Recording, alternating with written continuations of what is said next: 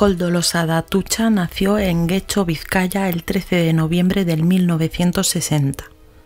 A sus 54 años ya tenía una larga trayectoria como actor en televisión y teatro, destacando como actor secundario en numerosas series españolas como Amar en tiempos revueltos, Los Serrano, Yo soy Bea, Cuéntame cómo pasó, Aída y muchas otras más. Formó también parte del reparto en varias obras de teatro, siendo la última El nombre de la rosa. Sus allegados lo recuerdan con gran admiración. Su abrupta partida hizo estragos en los que lo querían, pues Koldo supo ganarse el cariño de todos con su personalidad alegre, positiva y sumamente divertida. Jon Andoni Ezcurdia Iturbe, de 65 años, al igual que Koldo, también conocía muy de cerca la actuación. Sin embargo, nunca gozó ni del éxito ni del cariño del que Koldo había tenido la suerte de gozar durante su carrera. Tanto fue así que en 2008 el vasco decidió cambiar el rumbo de su vida, empezando a regentar un bar en pleno centro de Bilbao, concretamente en la zona del Museo de Bellas Artes, al que denominó La Gallina Ciega. Un bar que había fracasado en múltiples ocasiones con sus anteriores dueños. Jon rápidamente lo llevó a la cima, convirtiéndolo en el bar de moda.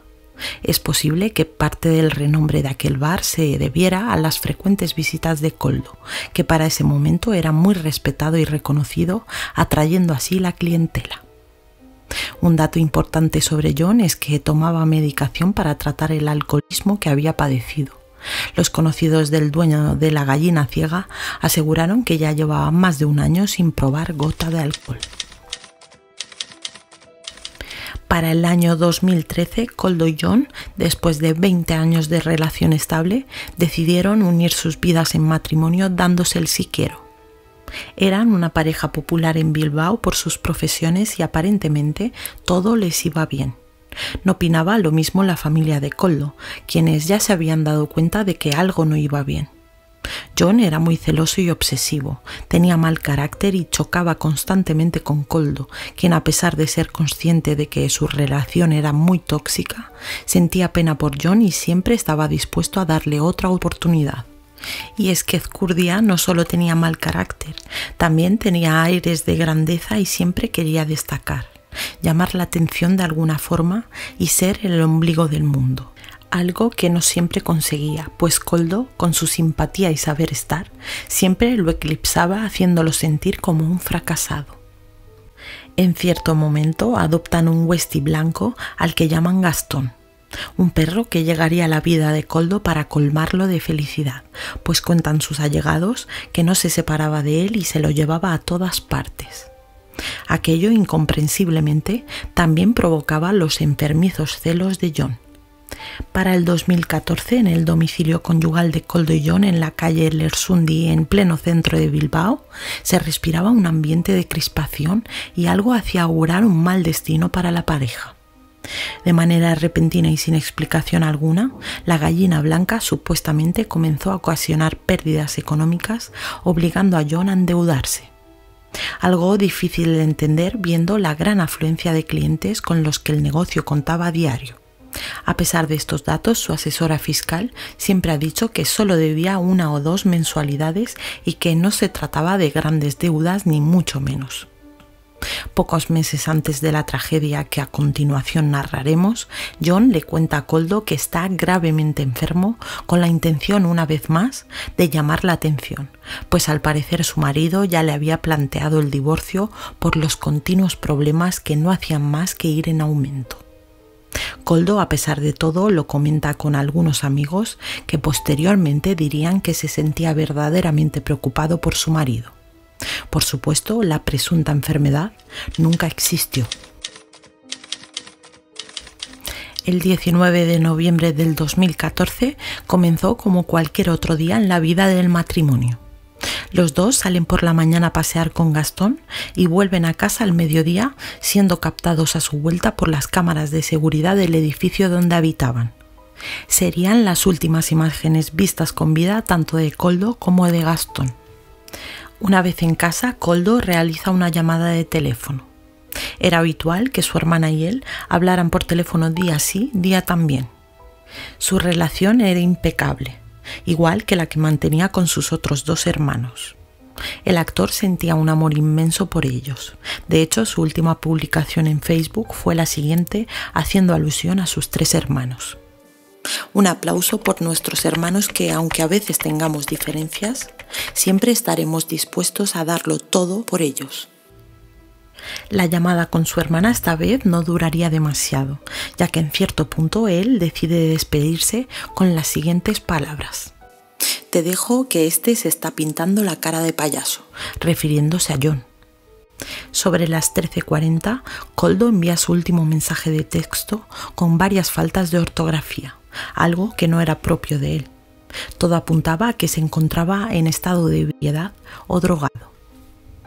Acto seguido se sienta en el sofá y, según las pruebas post-mortem realizadas, supuestamente John le suministra, no se sabe de qué forma, unas pastillas entre las que se encontraba el flurazepam, lorazepam, zopidem como fármacos hipnóticos y clometiazol, ansiolítico normalmente usado para tratar la adicción al alcohol, lo que hace pensar que eran medicamentos que le habían sido recetados a John. Una vez adormecido en aquel sofá testigo de un acto atroz por la ingesta involuntaria de los fármacos antes mencionados, Koldo recibe un fuerte golpe seguido de otros tantos en la cabeza con un objeto contundente y alargado que resultaría ser una escultura de un pie humano de 11 kilos. No tuvo ninguna posibilidad de defenderse de tan inesperado y cruel ataque por parte de su propio marido. Su muerte a causa de dicho golpe, que le provoca una hemorragia cerebral traumática, se produce casi de inmediato. Correría con la misma suerte Gastón, quien se daría de bruces con la muerte asfixiado con un fular de la forma más cruel posible. John estaba desatado. Había terminado con la vida de la que era su familia, Koldo y su perro Gastón. ¿Qué estaba pasando? ¿Cómo se puede explicar tanta maldad?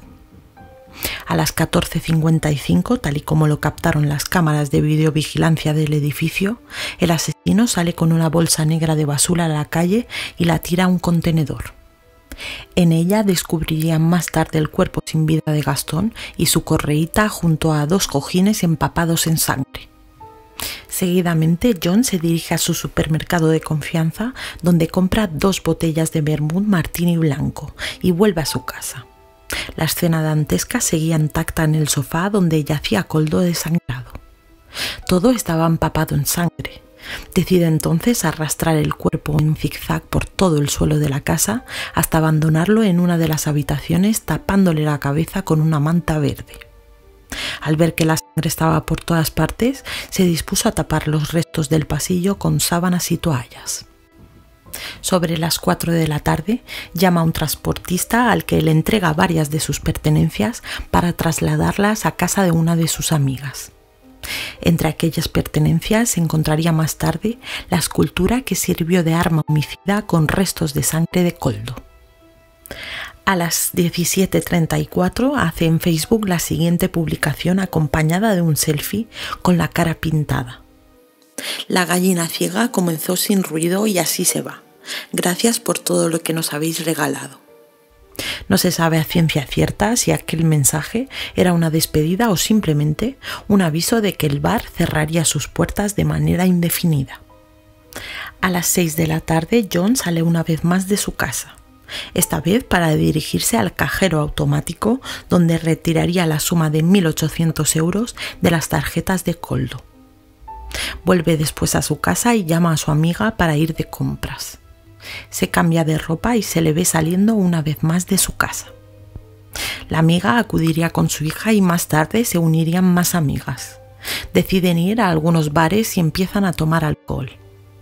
Con el paso de las horas, John, ya embriagado, les sorprende, igual que ya lo había hecho con Koldo, con la noticia de que tenía una enfermedad incurable y le quedaba un mes de vida. Sus amigas, atónitas y preocupadas, empiezan a ver su comportamiento cada vez más extraño, sobre todo al preguntarle por su marido. Primero les dice que se había ido de viaje, cosa que al momento comprueban que es mentira, pues la misma hermana de Koldo les dice que no se había ido a ninguna parte. Con las chicas ya desconfiando, John acaba diciéndoles, y cito textualmente: He hecho pim pim con Koldo y pim pim con el perro, y ahora haré pum pum conmigo, insinuando que había terminado con la vida de su marido y su perro y que pretendía acabar con la suya. Sobre las 11 de la noche, las amigas incrédulas toman un taxi decididas a llevarlo a casa. Seguramente el alcohol le había afectado y necesitaba descansar. De paso querían ver cómo estaba Koldo, pues la confesión les dejó con la mosca detrás de la oreja. Una vez en la calle Lersundi, se bajan del taxi y John intenta por todos los medios que las chicas no suban a la casa que él mismo había convertido en un escenario terrorífico. En su borrachera y sus intentos por evitar que subieran, John se cae por las escaleras y sufre un golpe debido al cual las chicas deciden llamar a la ambulancia para que lo atendieran. Mientras lo hacían, ellas aprovecharon para quitarle las llaves. Todo era muy extraño.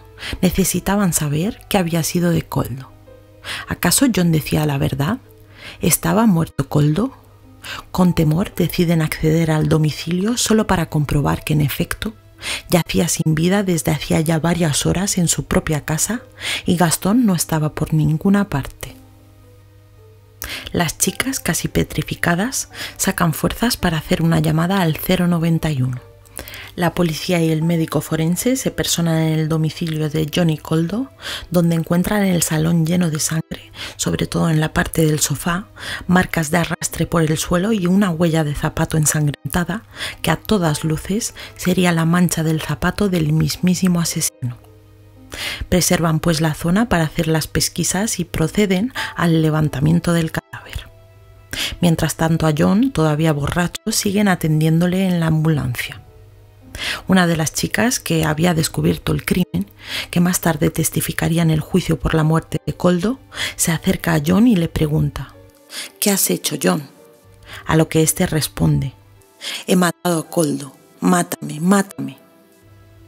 Esa misma noche, John Ezcurdia es detenido por la Guardia Civil y trasladado a los calabozos.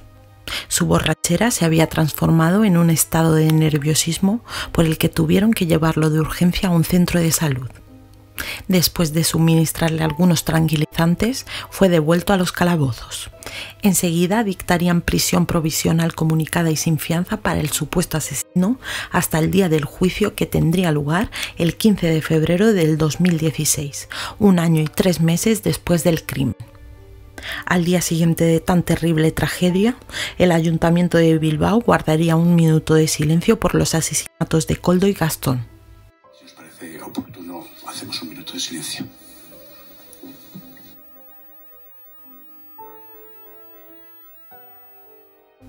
Familiares y amigos de Koldo estaban en shock. Simplemente no podían aceptar que su vida se hubiera truncado a sus 54 años, cumplidos hacía tan solo 6 días, de aquella manera tan horrorosa.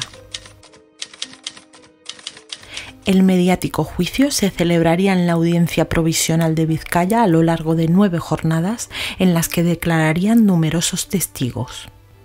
El jurado, formado por 9 miembros, tendría en sus manos el veredicto final. A la hora de declarar, John dijo no haber hecho nada, que era inocente y que no recordaba haber matado a Koldo.